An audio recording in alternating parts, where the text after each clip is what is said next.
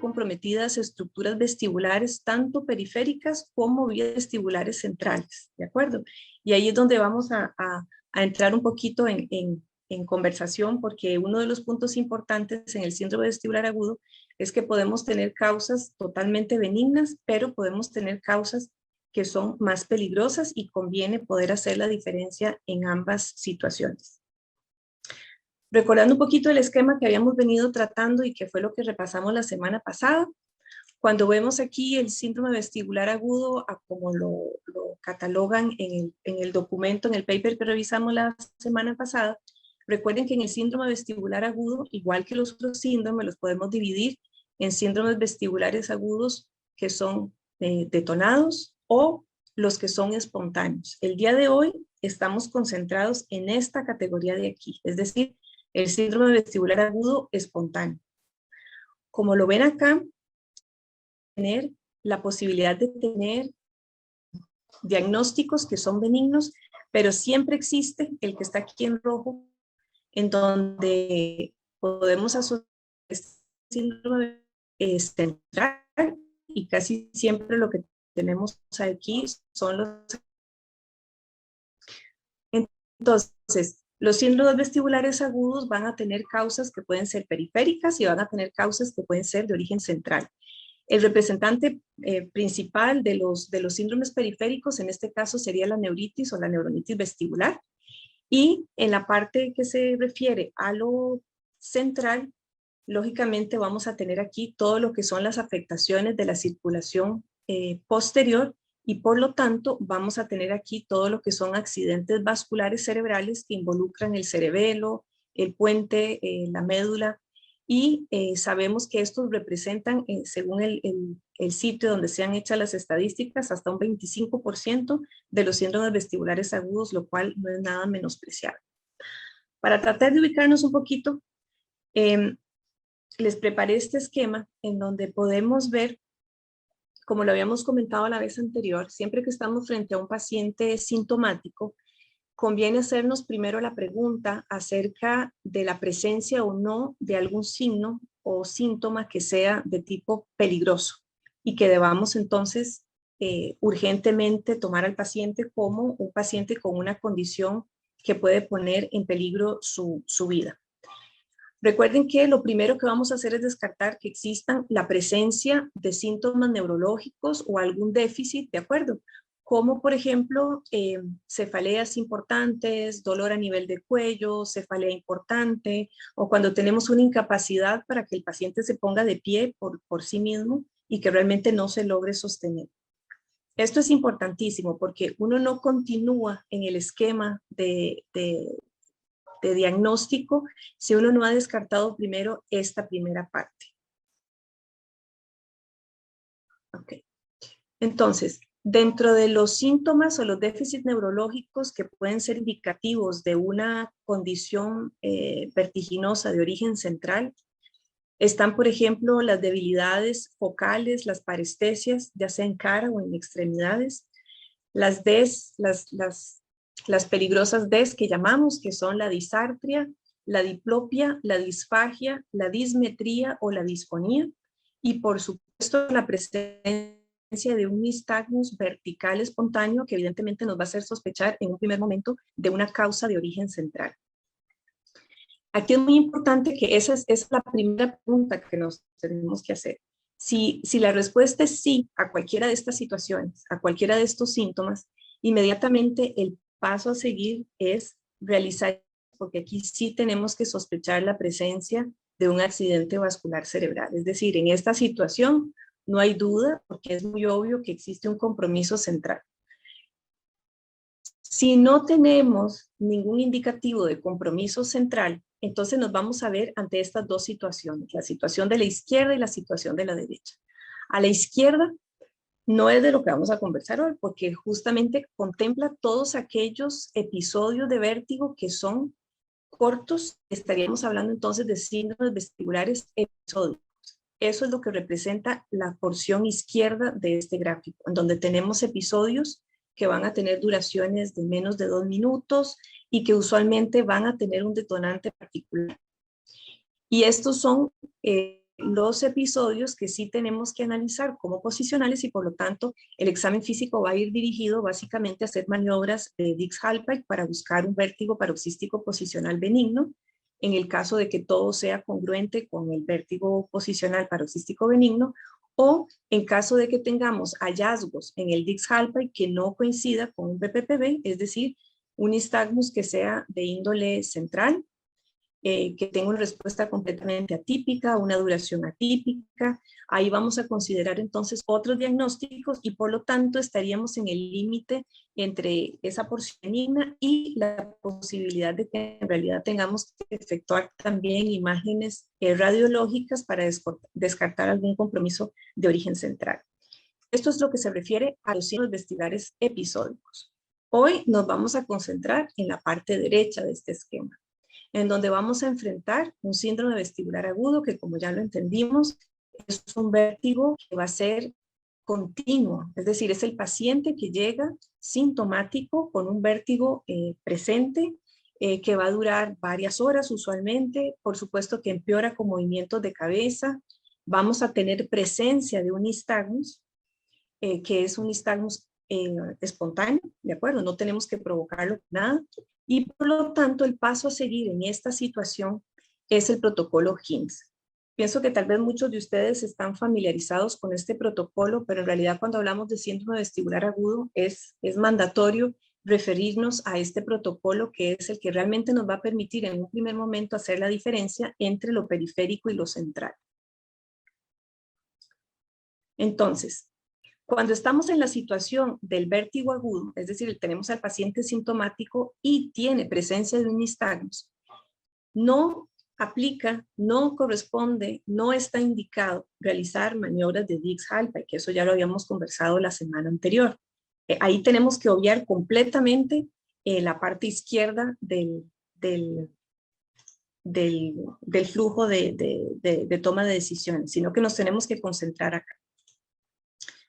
Les ruego un segundito porque no sé qué está pasando, que no está avanzando. Ahí está.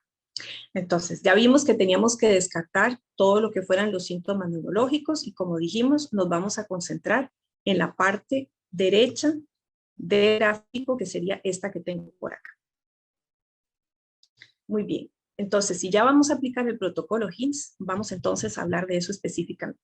¿Qué nos permite el protocolo HIMSS? Como le dije, sobre todo va a ser para diferenciar lo periférico de lo central en un síndrome vestibular agudo. Esto no aplica en otras condiciones.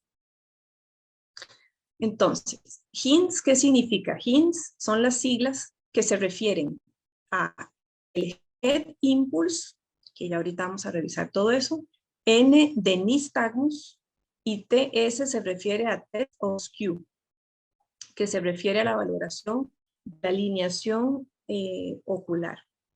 Cuando tenemos este protocolo, tenemos que aplicar las 3 pruebas. Este protocolo no es válido si hacemos únicamente el Head Impulse o si solamente revisamos el nistagmus o si solamente revisamos la alineación ocular. Tenemos que aplicar los 3. Son 3 exámenes que se pueden hacer con el paciente sin necesidad de ningún equipo, pero es un protocolo que ya fue demostrado tener una altísima sensibilidad, sobre todo en etapas tempranas del síndrome vestibular, porque ya como lo mencionamos la semana pasada, hay algunos accidentes vasculares cerebrales que no vamos a poder encontrar en las imágenes médicas en un primer momento.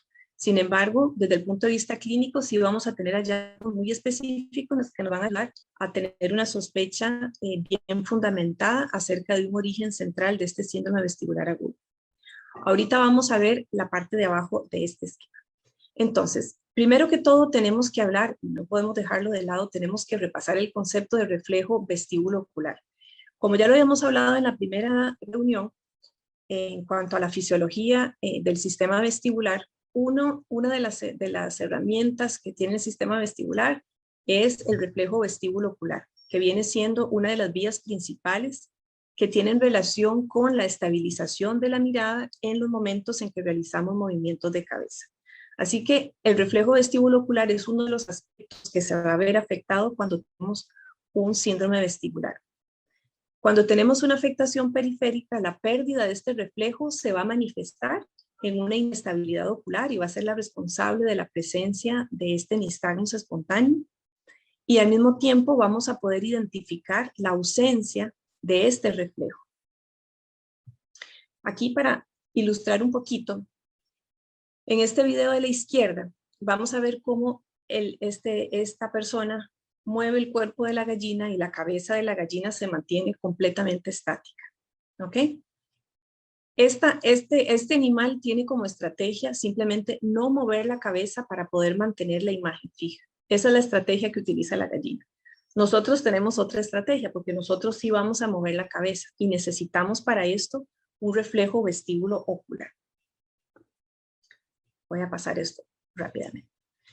Ahora, cuando vamos a valorar el reflejo vestíbulo ocular, lo que vamos a aplicar entonces es el Head Impulse Test, que es las siglas HI del diminutivo HINS.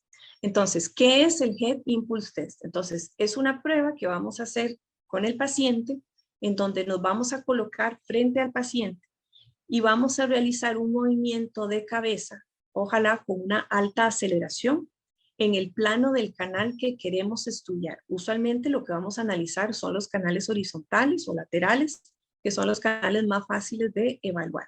El paciente tiene que mantener la mirada fija puesta en nuestra nariz. Vamos a estar sentados frente al paciente, sostenemos su cabeza y vamos a realizar movimientos pequeños pero rápidos en una dirección y en otra, mientras le pedimos al paciente que mantenga la mirada fija en nuestra nariz. Lo que vamos a esperar ahí es que el paciente va a lograr mantener su mirada puesta en la nariz nuestra a pesar de que le movamos la cabeza en las diferentes direcciones. Cuando nosotros hacemos cualquier movimiento de cabeza, recuerden que la respuesta inmediata va a ser un movimiento ocular que va en el sentido opuesto a nuestro movimiento de cabeza. Si yo muevo la cabeza a la derecha y quiero mantener la mirada en un punto fijo, mi ojo tiene que hacer una rotación en dirección izquierda para lograr mantenerse en el objetivo que yo estoy observando. Este movimiento del ojo que hace que se mantiene la mirada en el punto que estoy observando, eso es lo que conocemos como el reflejo vestíbulo ocular. Vamos a verlo acá. Entonces, recuerde que la utilización del Head Impulse Test es para determinar si tenemos un reflejo vestíbulo ocular presente o no. Ven que aquí estamos haciendo un movimiento de la cabeza hacia la izquierda. Aquí a la derecha vemos que la mirada se mantiene en un solo punto, pero cuando gira la cabeza a la izquierda, ven que el ojo necesita hacer un movimiento para regresar a la posición de origen. Es decir, el ojo no logra mantenerse en su punto. ¿Por qué? Precisamente porque tenemos una ausencia del reflejo vestíbulo ocular. Vean que el reflejo vestíbulo ocular lo podríamos también evaluar en otros planos. Es decir, podemos evaluar el plano horizontal y podríamos evaluar los planos verticales. Sin embargo, para el protocolo HINS, usualmente lo que vamos a utilizar es el estímulo en el plano horizontal. Pero el principio es exactamente el mismo. Si yo tengo un vestíbulo ocular normal en mi oído derecho, cuando movamos la cabeza del paciente hacia la derecha, el paciente va a tener la capacidad de mantener la mirada fija en nuestra nariz. Pero si el paciente tiene una lesión de ese lado, el paciente va a ser incapaz de sostener la mirada en ese punto y por lo tanto vamos a poder observar un movimiento ocular en donde el ojo intenta regresar para poder visualizar nuestra nariz. Este movimiento ocular que se va a apreciar es lo que llamamos una sacada de corrección, que es una sacada o un movimiento ocular que trata de corregir la falta del reflejo vestíbulo ocular. Muy bien. Esto es para que ilustrar un poquito cómo podemos evaluar en los diferentes planos del espacio. Bien. Entonces, si lo vemos en un dibujo, es exactamente lo que les estaba explicando. Tenemos a la persona viendo un objetivo que está fijo, a la derecha, y la mirada es capaz, los ojos son capaces de sostenerse observando este punto específico. ¿De acuerdo? porque el ojo va a hacer, al mismo tiempo que le giramos la cabeza a la derecha, los ojos están haciendo un movimiento a la izquierda que les permite mantenerse en el punto original. Esto sería un reflejo vestíbulo ocular normal y por lo tanto un Head Impulse Test que estaría normal. Ahora veámoslo en una persona. Entonces, aquí nuevamente estamos explicando que este examen o esta evaluación lo que permite es evaluar el reflejo vestíbulo ocular y como les expliqué, el paciente tiene que enfocar nuestra nariz y nosotros vamos a provocar el giro de cabeza. Entonces, esta muchacha está mirando la nariz de la persona que la examina y a pesar del giro, que es incluso un poquito brusco, un poco rápido, vean que el ojo logra mantenerse exactamente en el punto donde donde la examinadora le pide al paciente que mantenga la mirada. ¿Ok? Vean que funciona igual en una dirección, funciona igual a la derecha, funciona igual a la izquierda. No tenemos ahí ninguna deficiencia. ¿Ok? Esto sería un Head Impulse Test normal. ¿Qué pasa cuando no es normal? Entonces, cuando no es normal, tenemos al paciente enfocando, como dijimos, un objetivo. Vamos a girar, poniendo el mismo ejemplo, vamos a girar la cabeza hacia la derecha con una buena aceleración y la indicación que se le da al paciente es que mantenga la mirada fija en nuestra nariz. Pero si tenemos un reflejo vestíbulo ocular que está ausente, el ojo no tiene la capacidad de mantenerse en el objetivo y se va a ir con el movimiento de la cabeza. Es decir, que la mirada y la cabeza se van juntas hacia la derecha. Y por lo tanto, el paciente pierde el objetivo de vista. Pero como le pedimos que mantuviera la mirada en ese punto, va a haber un movimiento ocular que va a corregir ese error y vamos entonces a observar el movimiento ocular que sería hacia la izquierda para que el paciente logre mantener la mirada en el objetivo. Así que este movimiento ocular es el que nosotros estaríamos visualizando y es lo que nos indicaría que existe una alteración a nivel del reflejo vestíbulo ocular del lado que estimulamos. Es decir, si yo giro la cabeza a la derecha y el paciente hace una sacada de corrección, es el lado derecho. Si el movimiento que hacemos de cabeza es a la izquierda y el paciente ahí no logra sostener la mirada, entonces tenemos un compromiso del lado izquierdo. Un Head Impulse Test anormal. Entonces, préstenle atención a los ojos de este paciente. Cuando hacemos el movimiento a la derecha, se mantiene en su sitio, pero vean que cuando lo hace a la izquierda, el ojo tiene que hacer un movimiento para regresar hacia el objetivo que quiere visualizar. Véanlo de nuevo.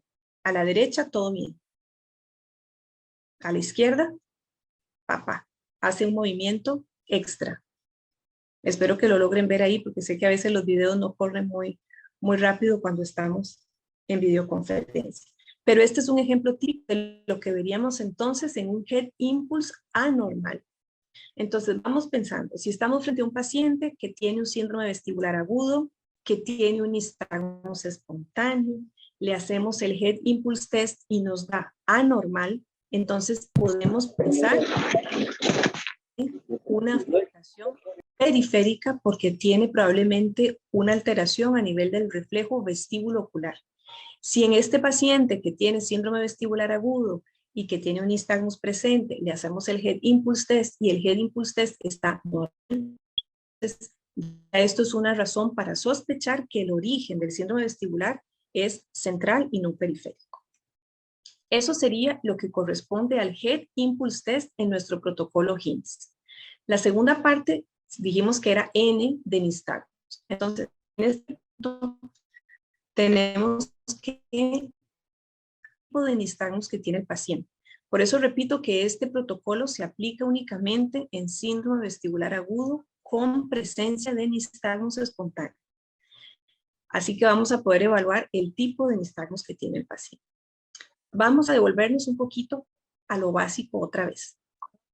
¿Recuerdan la ley de Alexander, que es una ley que explica el comportamiento del nistagmus cuando estamos frente a una situación de origen periférico?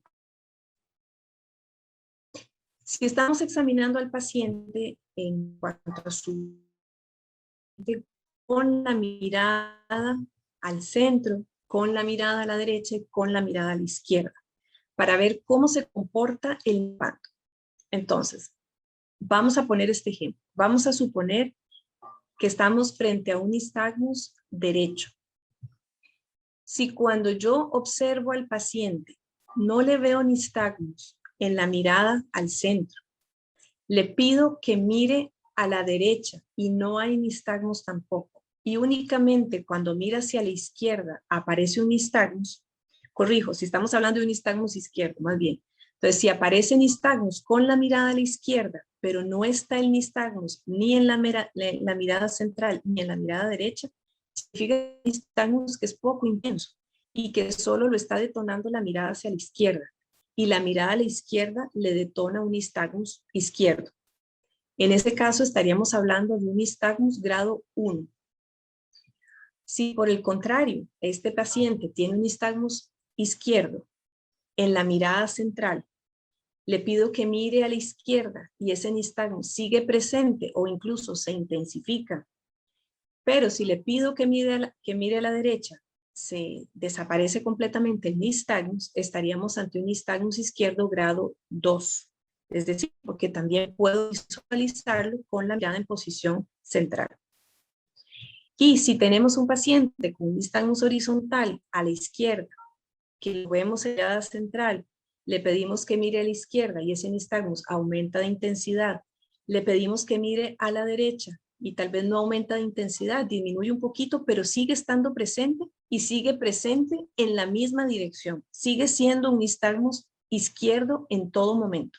Estaríamos hablando de un nistagmus grado 3 con la ley de Alexander. Esta ley que estamos viendo aquí debe cumplirse cuando son nistagmus de origen periférico. Si tengo una alteración, tengo que sospechar origen totalmente sencillo en video.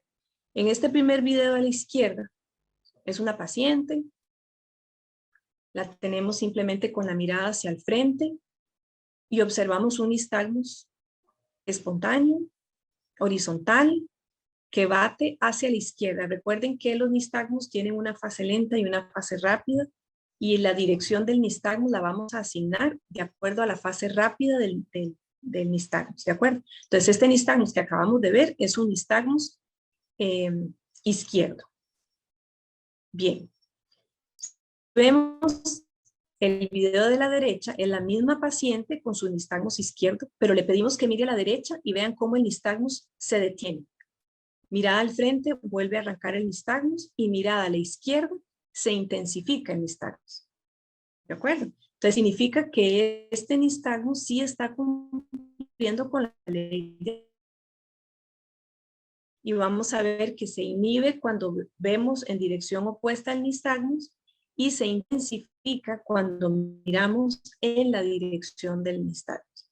Entonces, este sería un nistagmus que sí es periférico, y como vimos está presente en la mirada central y en la mirada a la izquierda, pero desaparece en la mirada hacia la derecha. Entonces estaríamos ante un nistagmus espontáneo horizontal izquierdo grado 2 según la ley de Alexander.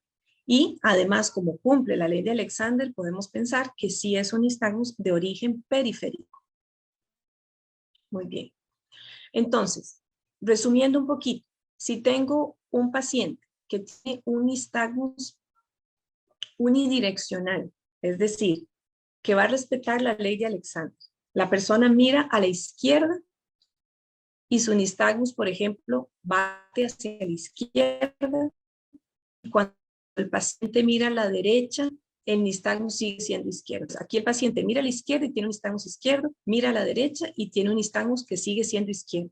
Esto cumple con la ley de Alexander.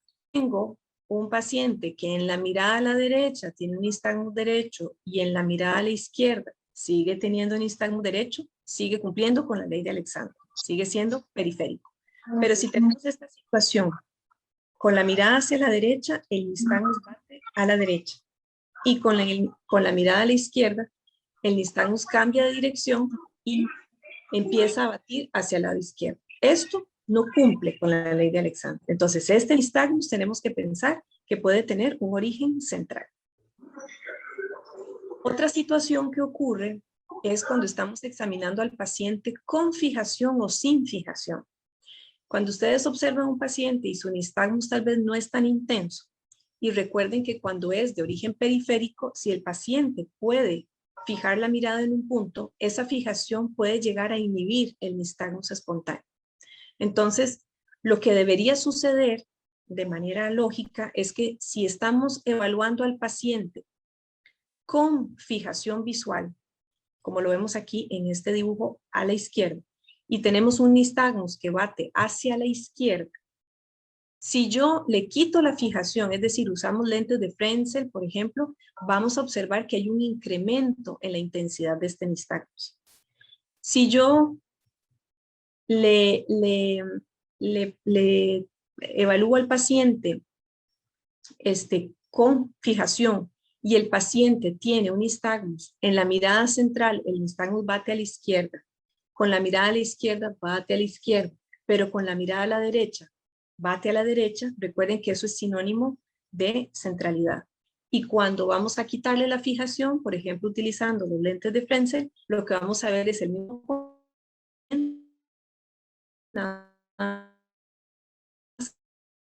que se va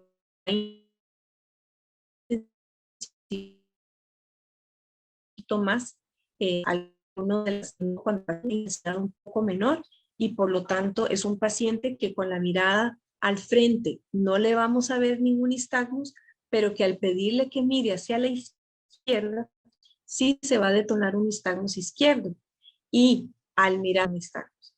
Si yo quito la fijación, entonces es probable que en la posición central ahí sí podamos visualizar el nistagmus espontáneo, que igualmente se va a incrementar con la mirada a la izquierda y que igualmente va a desaparecer con la mirada a la derecha. Es siendo ser que no observemos ningún nistagmus sin presencia de fijación. Cuando le pedimos que mire a la izquierda, se detona el nistagmus izquierdo, pero le quitamos la fijación y no aparece de ninguna manera nistagmus en ausencia de fijación. Esto también podría hacernos sospechar de centralidad. Ok, muy bien. Vamos a ver otros ejemplos. Entonces, vamos a ver este video de la izquierda. Nuevamente estamos frente a un nistagmus espontáneo, horizontal, izquierdo. No sé por qué todos los ejemplos son izquierdos, pero ven el comportamiento en cuanto a la dirección. Vamos a ver el segundo video. En el segundo video, ¿cuál es la dirección de este nistagmus?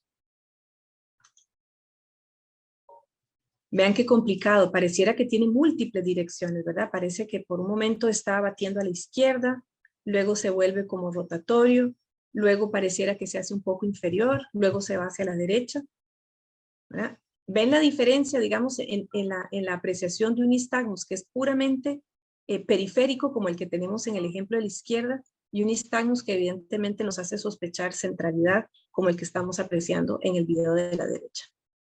¿Okay? Estos son casos reales, ¿verdad? Muy bien.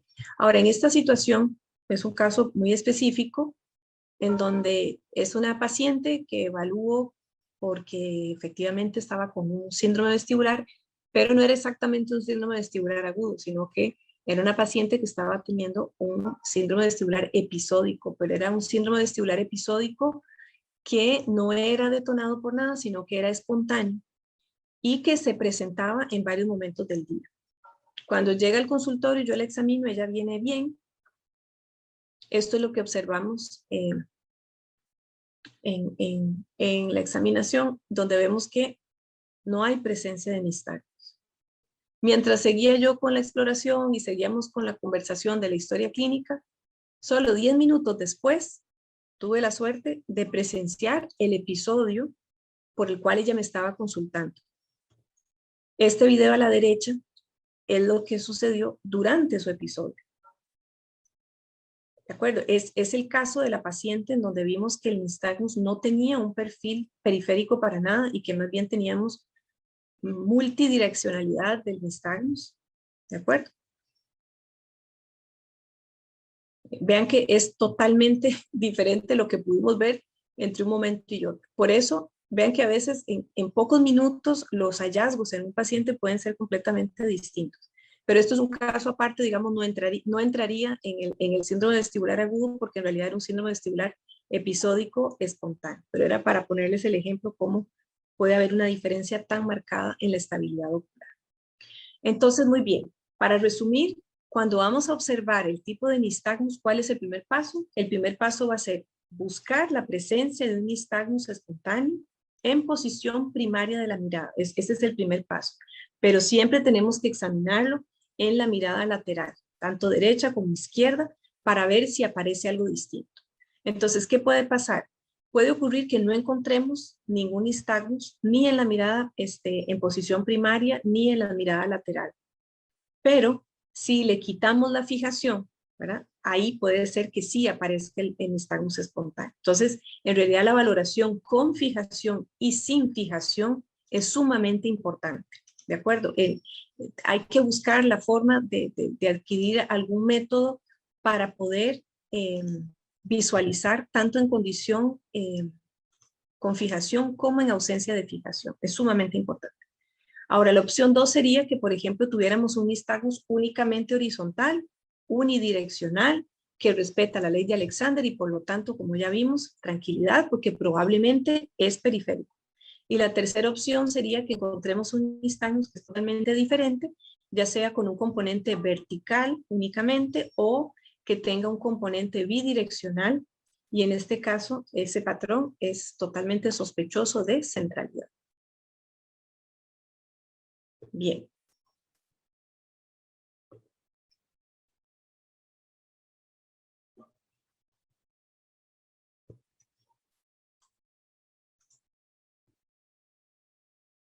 Ahora, algunas situaciones, digamos, específicas.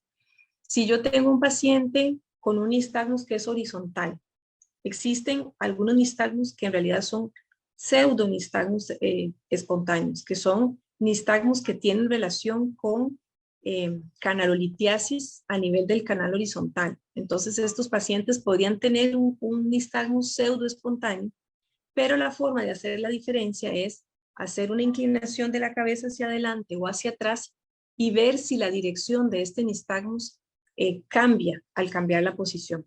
Si el nistagmus horizontal espontáneo se modifica con la posición de la cabeza, entonces tenemos que sospechar que no es un espontáneo, sino que es un pseudo espontáneo. Y por lo tanto, deberíamos ir a revisar maniobras posicionales para descartar la posibilidad de un vértigo paroxístico posicional benigno en un canal horizontal. Lo que pasa es que la diferencia sería que probablemente la historia clínica del paciente no va a ser que acude con un síndrome vestibular agudo, ¿verdad? Probablemente va a venir con una historia de episodios y de un detonante que sería el cambio posicional. Ahora, si tenemos un paciente que tiene un síndrome vestibular agudo, lo tenemos sentado, mirando directamente hacia un objetivo, si encontramos un nistagmus que sea puramente vertical o puramente torsional en una condición del paciente estática, hay que sospechar inmediatamente que es algo central y por lo tanto este paciente sí debe ser llevado a urgencias o debe ser manejado en urgencias, hay que hacerle imágenes y tenemos que descartar por supuesto la posibilidad de que tenga origen central y lo primero que hay que descartar es un accidente vascular cerebral. Bien. Ahora, ya revisamos entonces las primeras dos partes del protocolo. Dijimos que era el head impulse, que ya lo vimos, la N de nistagmus y la última parte que dijimos era el test de Skew. Este test, como les mencioné, es una evaluación para saber si el paciente tiene correctamente alineados sus ojos. Entonces, la prueba la hacemos con el paciente, así como la vemos en la foto de fondo, en donde el paciente tiene que estar sentado frente a nosotros, también mirando nuestra punta de la nariz. Y lo que vamos a hacer es que vamos a cubrirle primero un ojo y al paciente que siga enfocando nuestra nariz y luego vamos a alternar y le vamos a cubrir el otro ojo. Vamos a observar si la posición de los ojos se mantiene siempre con respecto a la vertical. ¿De acuerdo? Esto sería, digamos, ausencia de una desviación en el alineamiento de los ojos o de la mirada. No sé por qué está tan lento hoy. Espero que sí me estén escuchando bien y que las imágenes sí vayan pasando correctas. Sí, doctora, confirmo, se le escucha Ok, bien. perfecto. Ahí va.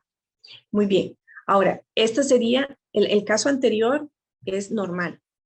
Esta presentación aquí sería la situación anormal, es la que andamos buscando. Es decir, igual tenemos al paciente frente a nosotros y vamos entonces a ocluir primero el ojo izquierdo, en este caso.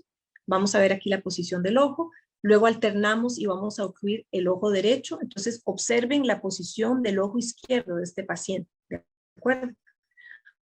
Cuando yo ocluyo el ojo derecho, vamos a ver que el ojo izquierdo tiene que hacer un movimiento hacia arriba para poder mantener la mirada en el objetivo que le pedimos que mirar, es decir, la nariz. Aquí vamos a tener entonces un movimiento ocular que corrige una mala posición del ojo. Y esto va a ocurrir en esta situación. Vamos a alternar la oclusión y tenemos que observar la posición del ojo. Esto a veces es difícil imaginárselo, pero ahorita lo vamos a ver en video. Entonces, el hecho de que aparezca una corrección, un movimiento ocular que corrige hacia arriba o hacia abajo la posición del ojo, es lo que vamos a hablar que tiene una desviación de skew, una desviación en la alineación vertical de nuestros globos oculares. Vamos a verlo acá. Este es un video bastante ilustrativo. Vean, vayan alternando el ojo que están mirando. Vean cómo el ojo derecho, cuando queda expuesto el ojo derecho, ustedes ven cómo el ojo derecho necesita hacer un movimiento hacia arriba para poder seguir enfocando la nariz del examinador. Este video es bastante claro. ¿Ven? Es el ojo derecho el que tiene que hacer el movimiento hacia arriba. ¿Ok? Esto es lo que llamaríamos una desviación de skew o una desviación a nivel de la alineación de la posición ocular. Entonces, ¿cómo interpretamos todos estos resultados ya uniendo un poquito todo lo que hemos conversado? Recuerden que la idea, la intención del protocolo HINTS es hacer una diferencia entre lo central y lo periférico. Entonces, el perfil periférico sería si tenemos todos, absolutamente todas las respuestas que coincidan con algo periférico. ¿Qué significa eso? Que tenemos que tener un nistagmus unidireccional que no tenga ningún componente torsional, ningún componente vertical. Vamos a tener un head impulse positivo. Significa que el head impulse está anormal.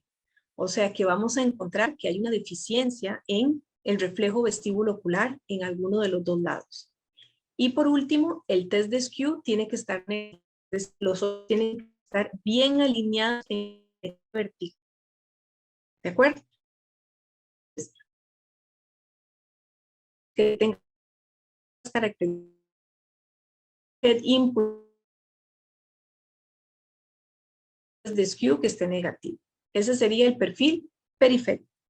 Si estamos ante un caso donde es central, vamos a tener un nistagmus con características centrales. Ya dijimos, cambio de dirección, componente vertical, un torsional, ¿verdad? Espontáneo. Vamos a tener en segundo lugar un head impulse negativo, es decir, un head impulse que está normal, es decir, que me indica que el reflejo vestíbulo ocular está intacto, o sea que el origen no es periférico. Vamos a tener presencia de un reflejo vestíbulo ocular normal. Y finalmente, tener un test de skew positivo. Ahora, puede ser que tengamos no todo junto. Podríamos tener, por ejemplo, el test de skew positivo y todo lo demás pareciera ser periférico, ¿de acuerdo? Con solo una de estas cosas que tenga digamos, una indicación o una sospecha de que se trata de algo central, tenemos que pensar primero que todo en la posibilidad de que sea de origen central.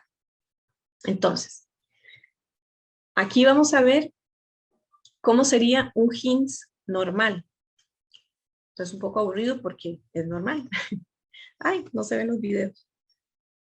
Ok, bueno, perdón.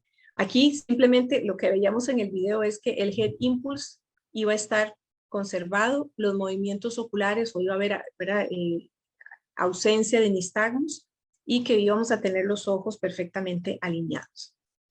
Ahora, si tuviéramos la situación contraria, en que tenemos más bien una presentación de tipo central, y aquí les puse el código QR para que ustedes puedan también tener este videito, que es muy útil para recordarnos cómo sería en caso de un accidente vascular cerebral, qué sería lo que vamos a encontrar en un HINTS. Entonces, como les dije, primero que todo, movimientos oculares que son más bien centrales, como esto, un nistagmus espontáneo vertical inferior, o un nistagmus que cambia de dirección, como lo mostramos, ¿verdad? Que bate hacia un lado cuando la mirada cambia de lado, entonces el nistagmus también cambia de dirección.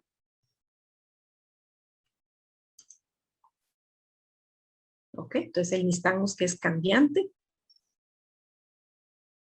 Eso es un signo de centralidad.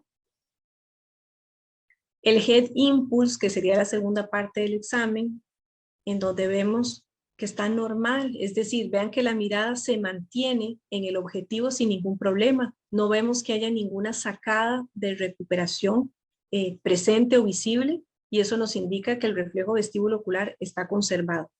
Y finalmente con el test de Skew, en donde vemos que los ojos sí pierden la capacidad de mantenerse en la posición alineada y que más bien hace una corrección de la posición. Esto que estamos viendo en este video sería como el resumen de lo que podríamos encontrar en el caso de tener un síndrome vestibular agudo de origen central. Y recuerden que esta es una herramienta valiosísima para detectar accidentes vasculares cerebrales en pacientes agudos. Muy bien. Entonces, si nos devolvemos a nuestro esquema original, vean cómo habíamos hablado de que primero tenemos que descartar cualquier signo obvio de centralidad, porque en ese caso no hace falta hacer un montón de cosas, sino que ya sabemos que es central.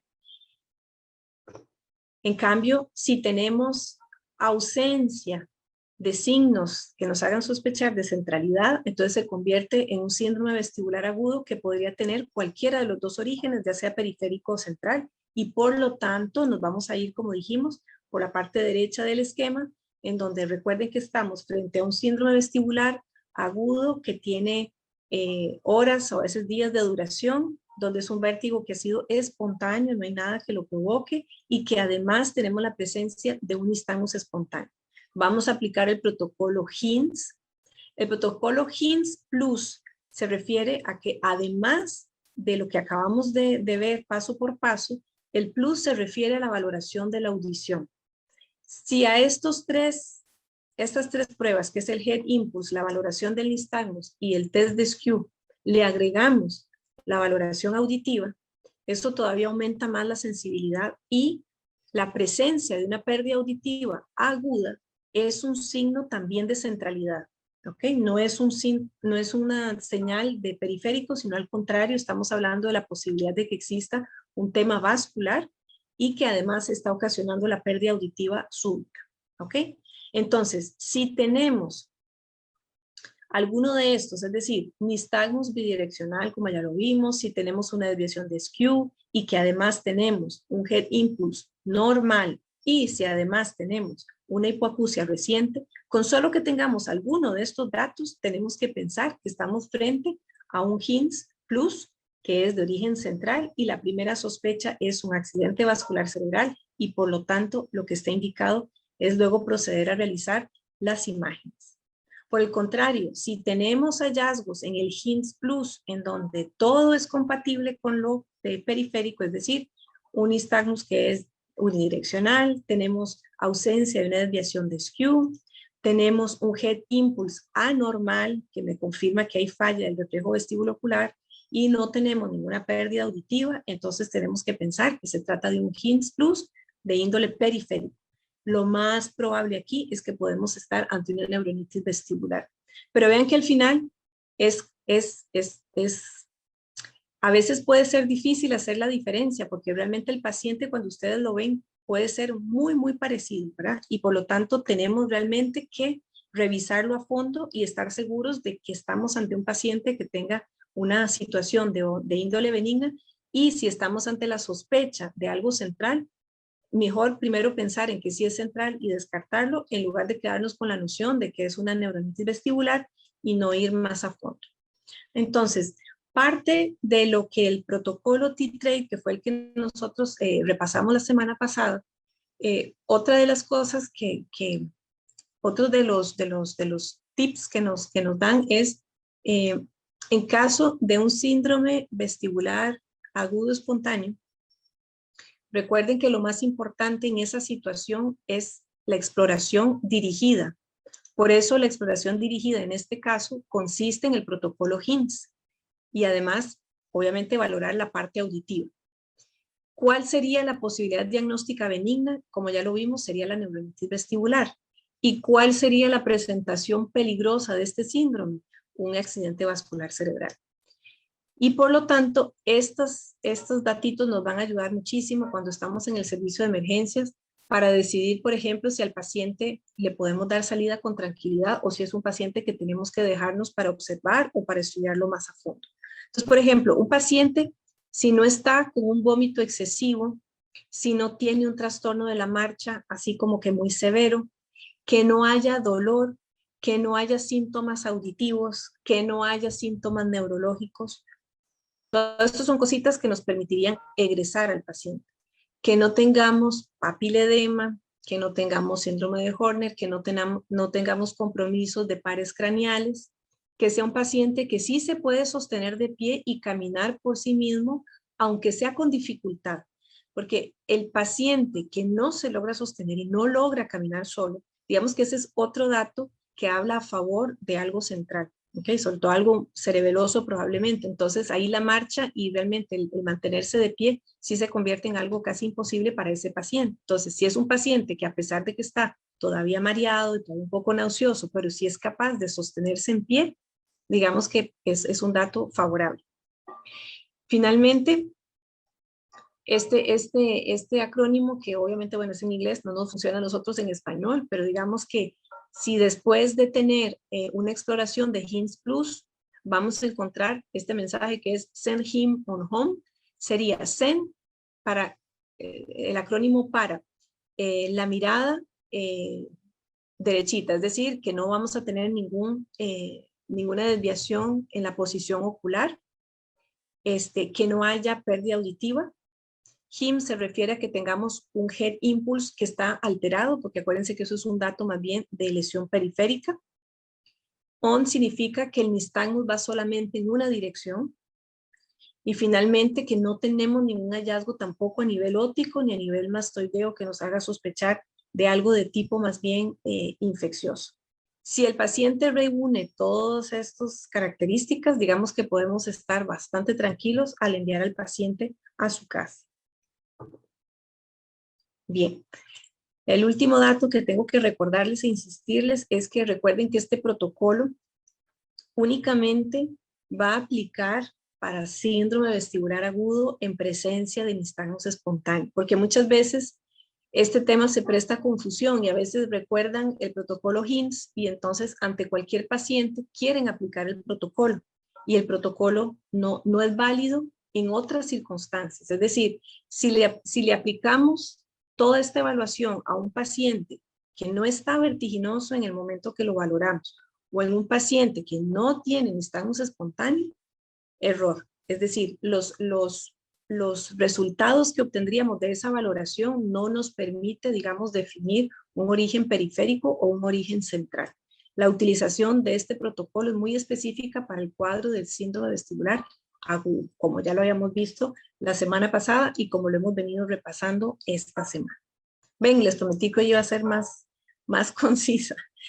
Entonces, ahora quisiera saber si tienen alguna pregunta, alguna duda, algún comentario, algo en lo cual yo les pueda aclarar algo de lo que hemos conversado hoy. No sé si todos tienen como experiencia o han aplicado este protocolo. Es algo que ya está como muy difundido en la comunidad médica.